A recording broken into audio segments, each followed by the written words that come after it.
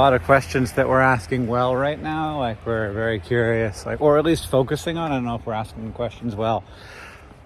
You never know if you're answering the questions well, but I think we're at least aware of the questions around like misinformation and AI and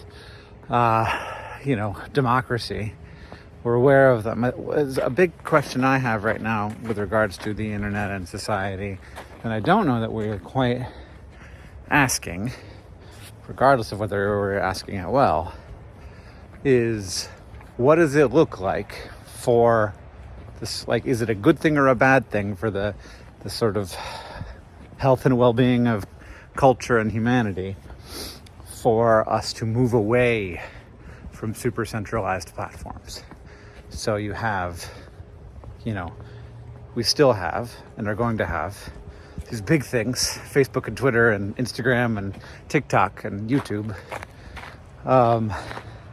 But you're starting to see move away from that, where people have, we fractured Twitter up. So we've got Blue Sky and Mastodon and Twitter and Threads, X and Threads. And so like that's basically the same service being provided in much different ways. You see Reddit kind of fracturing off. You see a lot of like movement into Discords, which are more or less private, or are invite or are public, but are very niche. And you see the same thing with people, sort of like Facebook losing market share. You also see in the more public spaces, you see people sort of like doing the arguing, the sort of like synthesis of culture less and just more of the expression of culture more, where like I'm on Threads to make a joke, not to change a mind.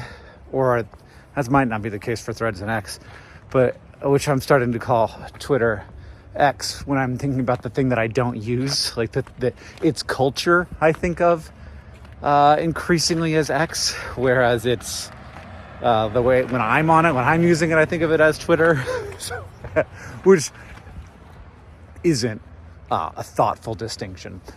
But you are starting to see, like certainly on Facebook, like Facebook is very intentionally and very well known to be like focusing less on news, focusing less on those kinds of conversations. Like Mother Jones said that it's like meta traffic is down 99%, which it indicates to me like a lot of different things, but that's a big hunk. Whereas, overall news traffic from Meta products is down like 50%. And that's huge, like, because that was the main driver of news consumption.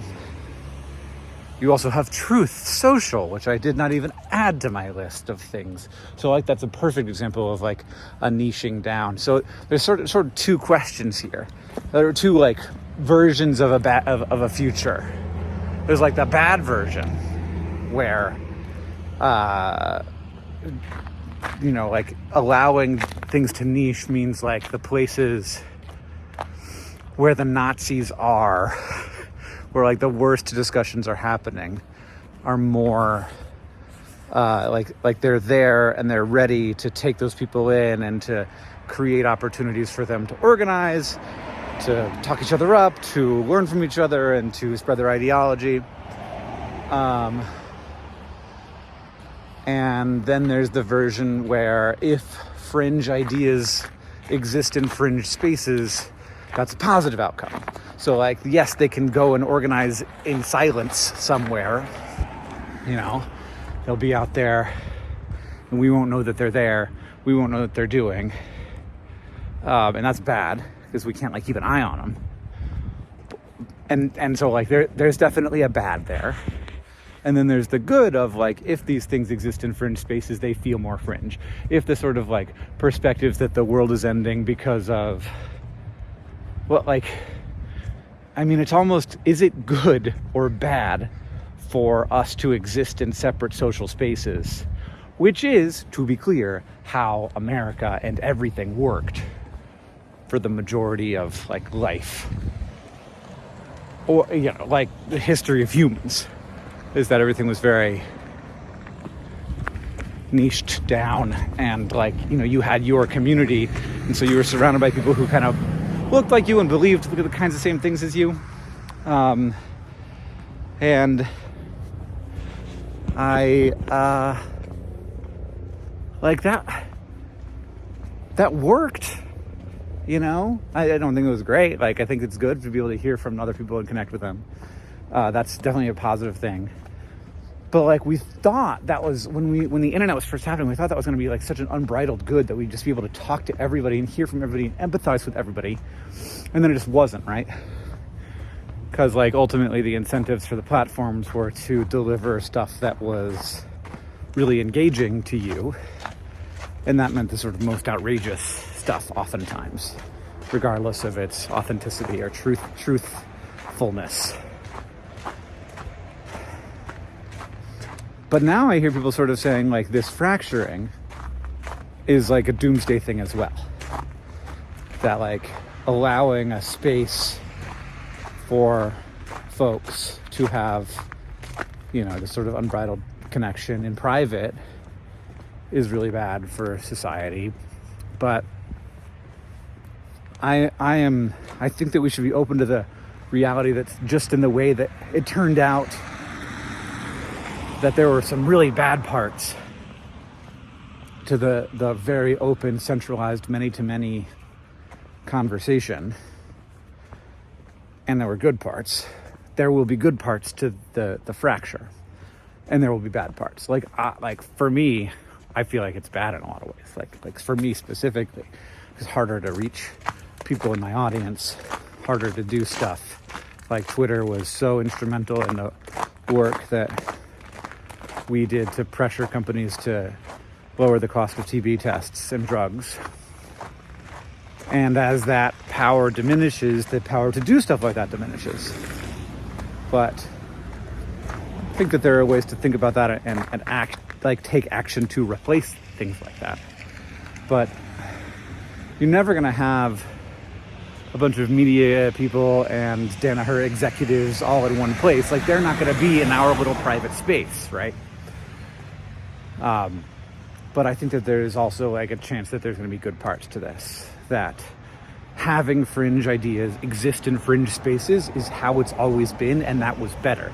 Both because having fringe ideas in normal spaces normalizes them, and that does two things. It makes it feel like it's okay to believe those ideas, and two, it makes it easy to pull those ideas out and ascribe them to all of your opposition. And so you say, look, I see the Nazis happening, and so that is a perspective of all conservatives. Or you see like the tankies happening, which is like people who are like fans of Stalin and Lenin, and you ascribe that to as like a perspective from all liberals. I'm not saying those are equal problems. I do not believe they are. But I believe that is a function where you sort of pull out the worst arguments of your opposition and ascribe it to all of them. And that's bad. I think that's bad. I think it's good. It could be good politics. It could be good optics. It could be good for like winning an election. But I think that the more that we do it, the worse it makes society. That's my opinion anyway. But I think that, I just think that this is a thing that is under-discussed.